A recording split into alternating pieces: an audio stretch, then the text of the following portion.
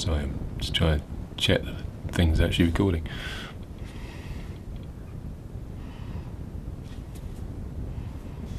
Okay, we seem to be recording. Let's get on with this. So shall we?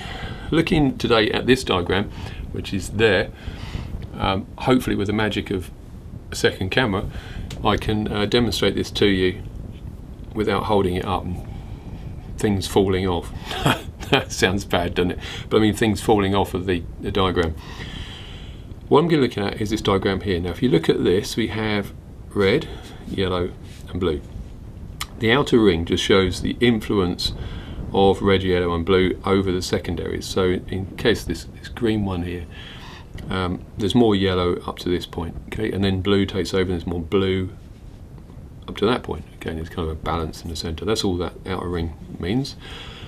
Now these three primaries are separated because they're kind of theoretical neutral primaries. They don't really exist. At least they're very difficult to buy in a shop. What you normally buy is a primary that's got a bias in it, and it's important to understand why, what that does. Okay, so either side of these theoretical primaries, sorry, just checking, on the right hand side here we have a warm primary, a warm yellow, which has got a red bias in it. Now on the left hand side we have a cool yellow which has a blue bias. Now if you went to go and buy those in a shop, you might buy a cadmium yellow for the warm one, and you might find a well, this one's a cadmium as well actually, but I quite often buy PY3, but this is cadmium lemon yellow, which is just as good, maybe better in certain circumstances. And what they do is this yellow will have a red bias and this will have a blue, and that's quite important to understand why that is. Let's see if I can explain that. Let's add the phthalo blue. Now this is the cool blue in here. In fact, let's turn those around so they all fit. And the tail's going to get all blocked in the middle otherwise. Okay, so take that one off for a second. Now if we add the lemon yellow to the phthalo blue, you'll mix this beautiful range of greens in the centre, in between them, okay?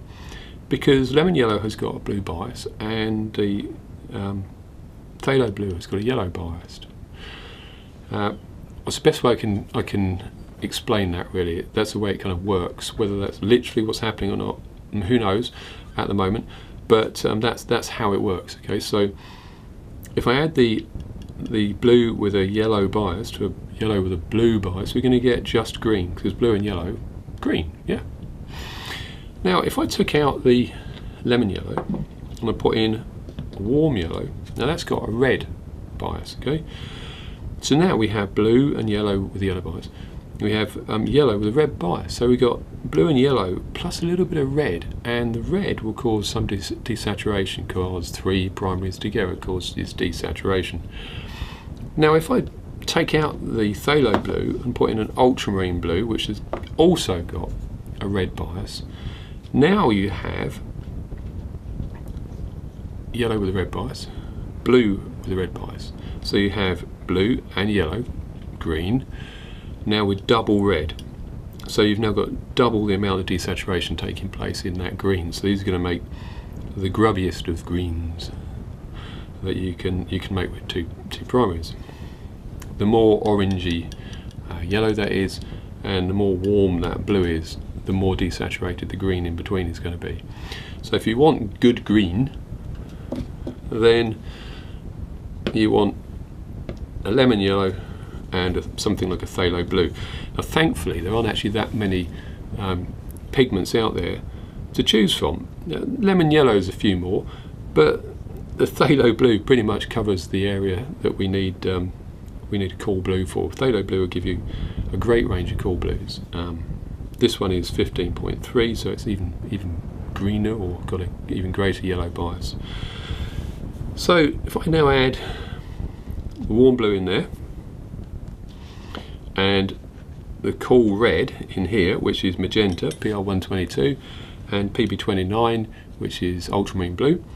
Now these, red having a blue bias and blue having a red bias, will make fantastic purples. If I take those both out and I replace that with a blue with a yellow bias and a red with a yellow bias, you can now see we've got double yellow added to the red and blue. Okay, so not ideal if you want clean purples.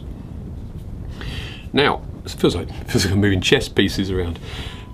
If I add the warm yellow in there and the warm red in here, we'll get a great range of oranges, because yellow with a red bias and red with a yellow bias, just red and yellow, so you're just going to get great oranges. Okay.